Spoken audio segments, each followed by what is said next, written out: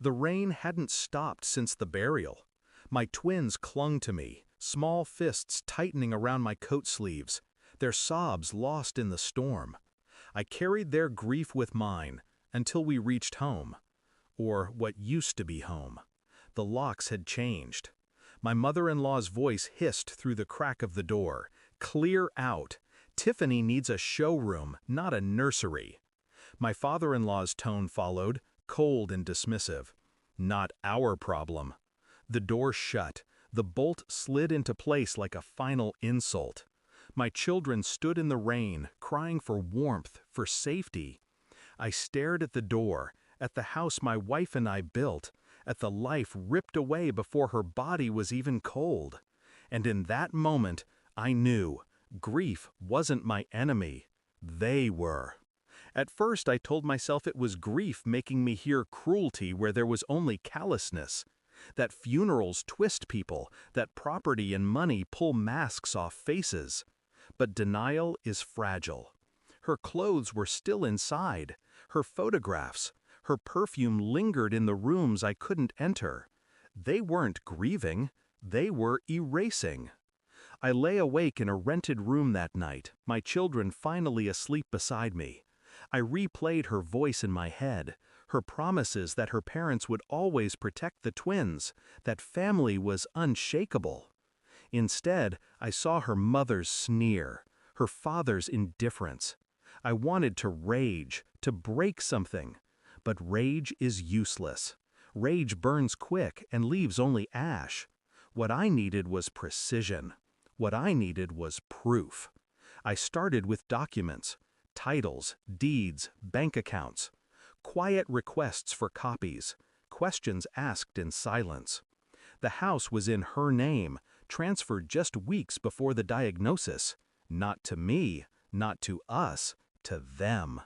The company shares I believed were for our children had been redirected, signed over under pressure while she was weak, medicated, dying. Every discovery tightened the knot in my chest, but I showed nothing. I smiled at work. I read bedtime stories. I signed school papers. My children saw a father holding steady. They never saw the storm boiling beneath. Her parents believed they'd buried not just my wife, but my will. They mistook quiet for weakness. They never understood silence is the sharpest blade. The lawyer's file landed heavy on my desk. Dates, signatures, medical records showing my wife sedated when she agreed to give them everything. It wasn't inheritance, it wasn't grief, it was theft. I called them. Calm, polite, invited them to dinner. Neutral ground. They came, smug, certain I'd finally accepted defeat. When dessert ended, I slid the folder across the table. Their faces drained as each page turned. Coercion, I said softly. Fraud. Elder abuse. Choose the word you like. My mother-in-law's mouth trembled. "You wouldn't?"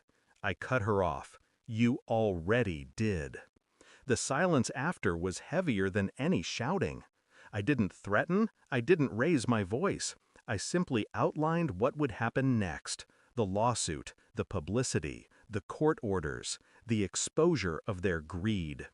Then I placed one more paper on the table, a guardianship petition for the twins. Filed, approved, irrevocable. "You'll never touch them again," I said. "Not their lives, not their future, not even their names." Her father's jaw clenched, fury boiling behind his eyes. Her mother began to cry. But I felt nothing. They had taken my wife. They had tried to take everything else. All I did was return the silence. Weeks later, the house was legally mine again.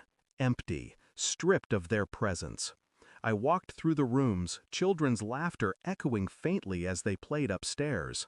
My wife's picture hung on the wall, her eyes steady, watching.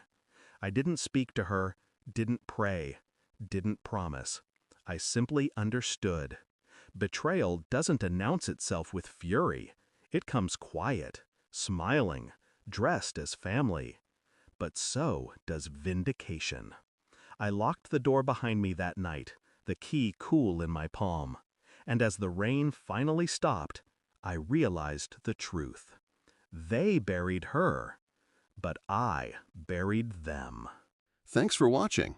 Don't forget to like, share, and comment. Subscribe now to Cheating Stories Insight World for more amazing stories.